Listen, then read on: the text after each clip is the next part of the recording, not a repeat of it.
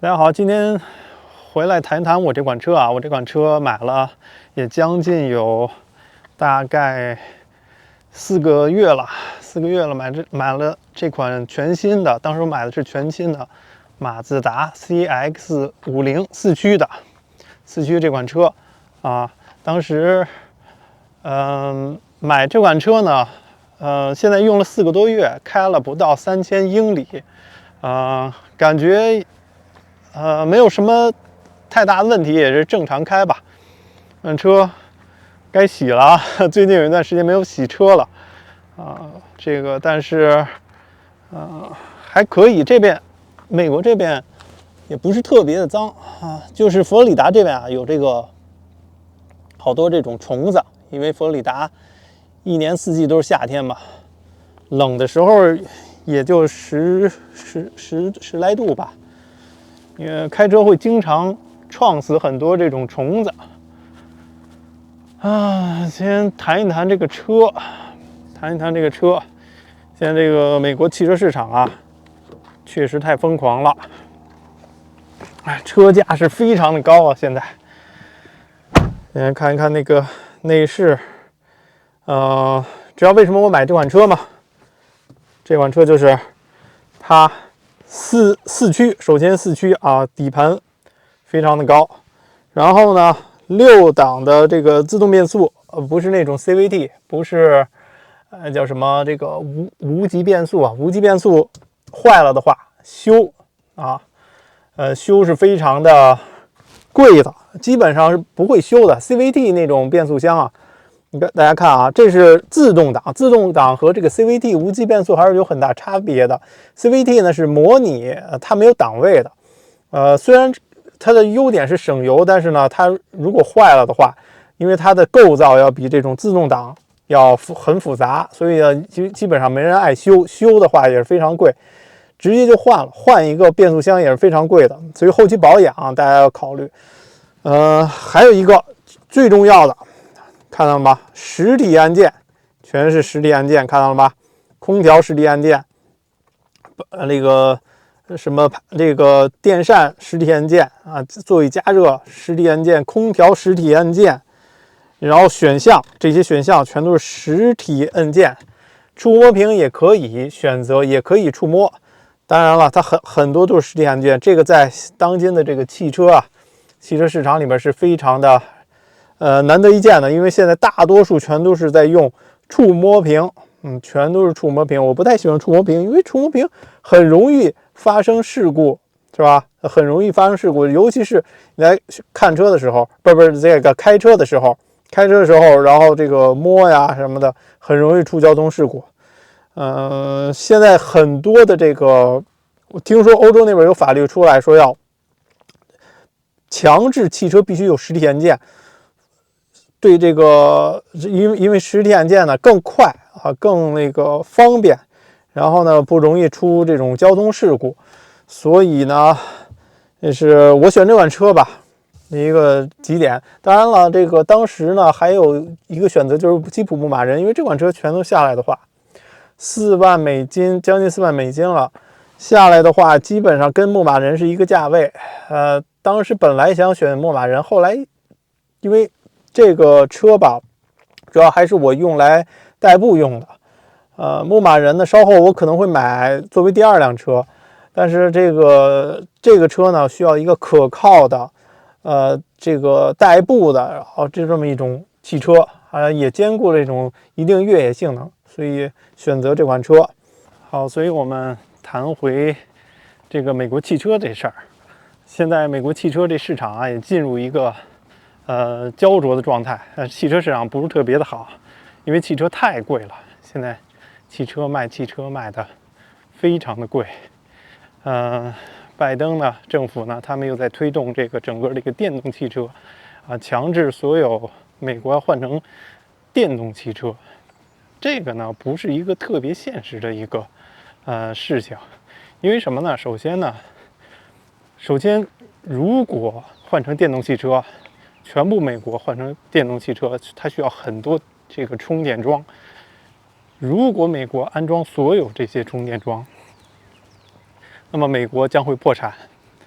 美国这个国家就它没有这么多的钱去换这个充电桩，这是一个非常浩大的一个工程。第二点呢，电动车在美国不太买账，因为电动车呀，美国是一个众所周知是一个车轮上的国家，它呢是每个人都需要开车，每个人都需要用车，它的历史也比较久，所以老美最有发言权，就是这个开这个汽车啊，它最有发言权。美国人啊很喜欢开这个卡车，这个卡车呢对美国人非常重要。大家看啊，他们这个家家户户啊都喜欢这种大卡车，能搬东西啊什么。但是现在卡车的价格非常高，在美国，像最新款的福特150啊，那个车呀，卡车是大概是100啊，那个10万美金，开什么玩笑？这么一个福特的大卡车就要10万美金，这是非常疯狂的。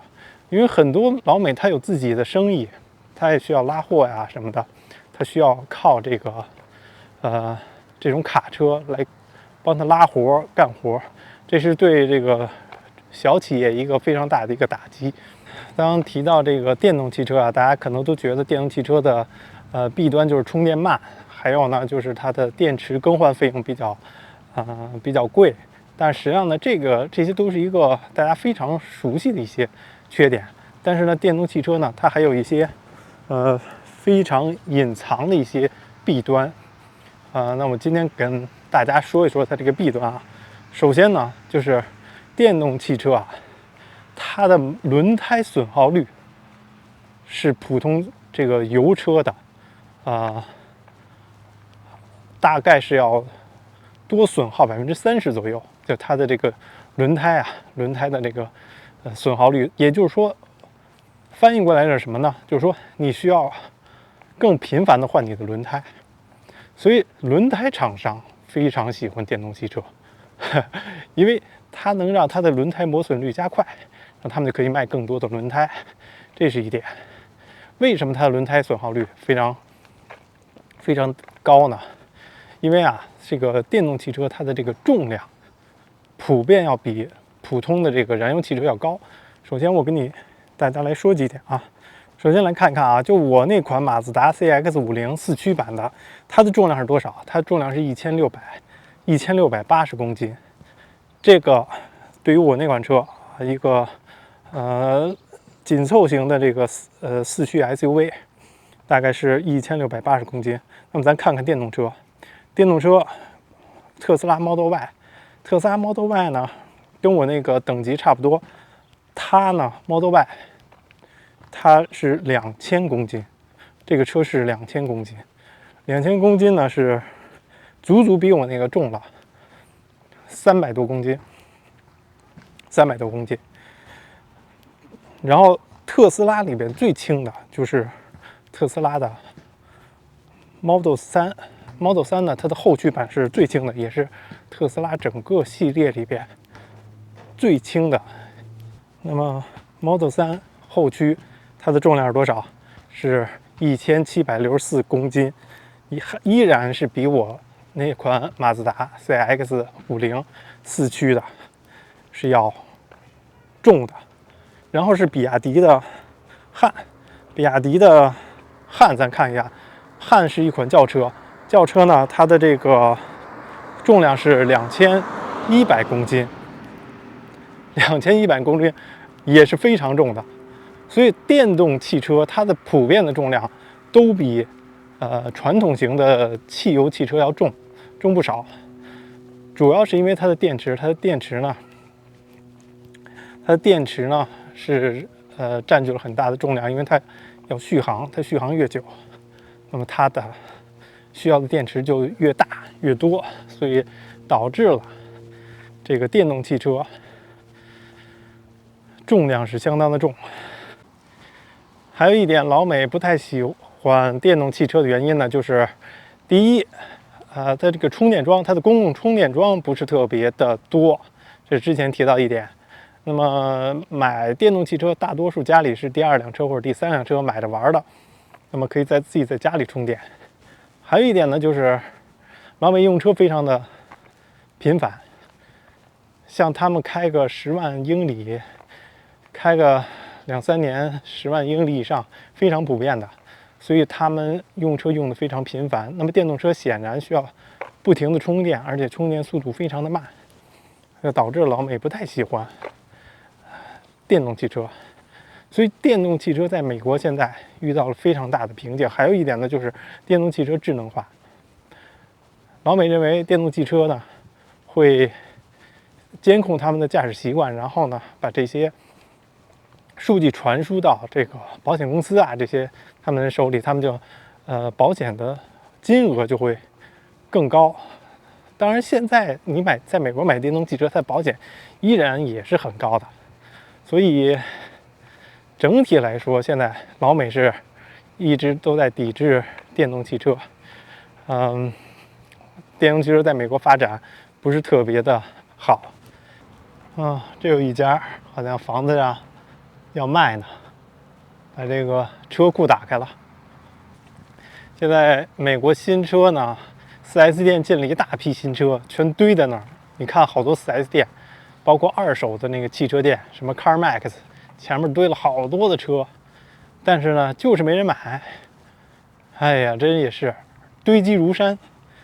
但是汽车商也不降价，然后呢，也卖不出去，尤其是那些电动的汽车，现在就僵持在这儿，耗在这儿，双方都在僵持，所以这个美国这个汽车市场也是非常非常疯狂，也不知道这种事情会持续多久。哎呀，汽车可能也会是，因为汽车呢，它不是房地产，它是一个贬值的一个东西。除了个别的一些古董车，剩下大部分都是贬值的。不知道为什么他们会涨价涨这么凶，反正也是跟通货膨胀有关吧。好，那么今天呢，想和大家说的就是这些。我也会持续关注，因为我说的一些都是现在美国在实时发生的一些事情，可能和你们看到新闻上有所不同，但是呢，这些都是实时的发生的。